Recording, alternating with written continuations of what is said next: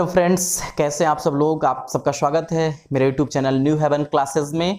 जो खासकर हमारे स्टूडेंट हैं जो अब की बार हाई स्कूल की परीक्षा देने वाले थे और जिनको प्रमोट कर दिया गया है, जो 11th में इंटर कर चुके हैं, अब 11th की पढ़ाई करेंगे, तो उनके मन में बहुत सारे क्वेश्चन हैं। तो फ्रेंड्स, कैसे पढ़ाई करनी है, क्या स्ट्रेटेजी आपको तैयार करनी है, तो आप अभी से ही ये मत सोचिए कि अब विद्यालय खुल जाए, स्कूल्स ओपन हो जाए, उसके बाद में पढ़ाई करना शुरू करूंगा। बिल्कुल ऐसा मत सोचिए, क्योंकि स्कूल हो सकता है कि मिड अगस्त खुले, 15 अगस्त के बाद खुले, अभी इस पर कुछ कहा नहीं सकता है।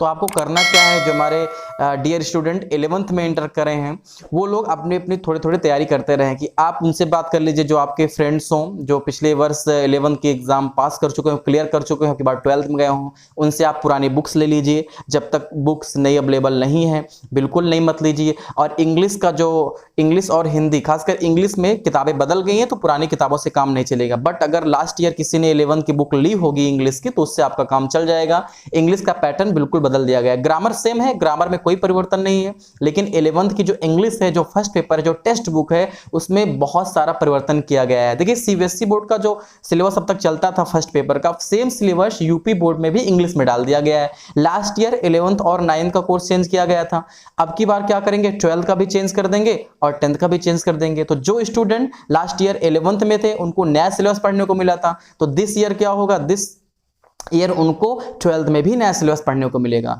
और जो 10th से 11th में जाएंगे, उनको तो नया सिलेबस पढ़ने को मिलेगा ही। चैप्टर्स बदल गए हैं और पोएम्स, बहुत चीजें आप जब देखेंगे बुक्स को, तो उसमें आपको नई चीजें मिलेंगी। और जो स्टूडेंट हैं जो इस साल 11th में जा रहे हैं, उनके लिए तो बिल्कुल, उनके लिए तो नया ही रहेगा।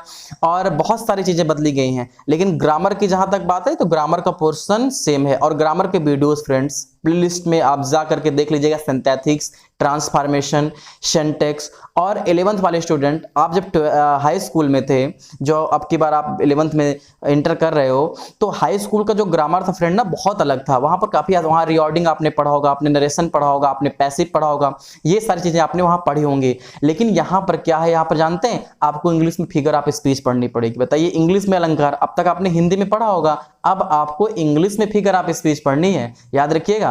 उसके बाद आपको क्या करना है, 4 मार्क्स का फिगर ऑफ स्पीच आता है। उसके बाद आपको सिंटैक्स पढ़ना है। सर ये क्या है, नई चीजें, बिल्कुल सारी चीजें बताई जाएंगी। आपको सिंथेटिक्स पढ़ना है, आपको ट्रांसफॉर्मेशन पढ़ना है। हाँ, नरेशन आपने लास्ट ईयर भी पढ़ा था, 9th में भी पढ़ा था, 10th में पढ़ा था, और नरेशन आपको अब भी पढ़ना है। नरेशन में, और पैसिव भी आपको मिली थी, पैसिव यहां पर भी मिलेगी, लेकिन कोई पैसिव अलग से चैप्टर नहीं है। जो ट्रांसफॉर्मेशन है, उसी में ढेर सारे चैप्टर हैं, उसी में जो लास्ट वाला चैप्टर है, वो पैसिव के नाम से जाना जाता है। ये चीजें आपको पढ़नी है। और खास बात बताऊं आपको, आपने हाई स्कूल में हिंदी में पर्यायवाची याद की होगी, बहुत सारी हिंदी में, और बहुत मुश्किल से याद कर पाते होंगे आप।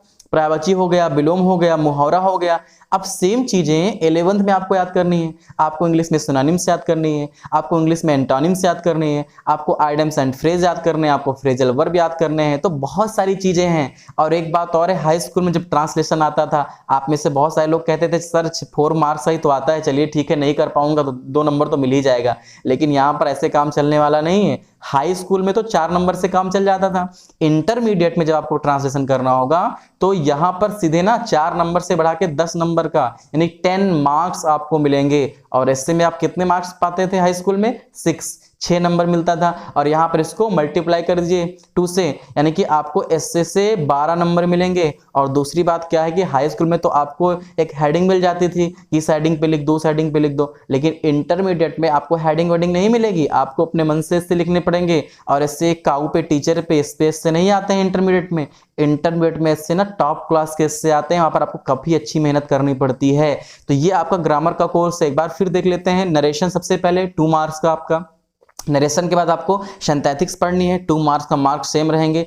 2 क्वेश्चन आते हैं, एक ही करना रहता है, अच्छी बात तो ये है। उसके बाद आप हाई स्कूल में क्या था, एक नरेशन आता था, वही करना था। इंटर में क्या, 2 आएगा, एक करना है। फिर सिंथेटिक्स आपको पढ़नी है, फिर ट्रांसफॉर्मेशन आपको पढ़ना है, आफ्टर दैट आपको सिंटैक्स पढ़ना है। इसके बाद आपकी वोकैबुलरी स्टार्ट होती है। देखिए, 2 साल में आपको टीचर 4 चैप्टर पढ़ाएगा। नरेशन हो गया, ट्रांसफॉर्मेशन हो गया, सिंथेटिक्स हो गया और सिंटैक्स हो गया। उसके बाद पर्यायवाची हो गया, मुहावरा हो गया, शब्द समूह के लिए एक शब्द हो गया, जैसे बीड़ों को बजाने वाली आप लोग हिंदी में पढ़ते थे, इंग्लिश में आपको पढ़नी है। और ये चीजें आपको खुद से तैयार करनी पड़ती हैं, ठीक। और इसके साथ साथ आपको ट्रांसलेशन जो है 10 नंबर का एस्से और अनसीन पैसेज, ये सारी चीजें आपके 11th में इंग्लिश ग्रामर में है। और डिटेल वीडियो बनाऊंगा और कौन सी बुक से पढ़ें तो बेहतर रहता है इसके बारे में भी एक विस्तृत वीडियो बना दिया जाएगा।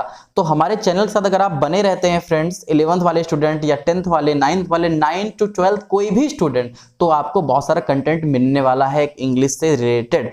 तो बने रहिए हमारे चैनल न्यू हेवन क्लासेस के साथ। और कोई भी अगर आपका प्रश्न है तो नो डाउट जब तक आपके कॉलेज नहीं खुलते हैं, खुल भी जाएंगे तब भी हम आपको पूरा सहयोग करते रहेंगे। Thank you friends, I love you.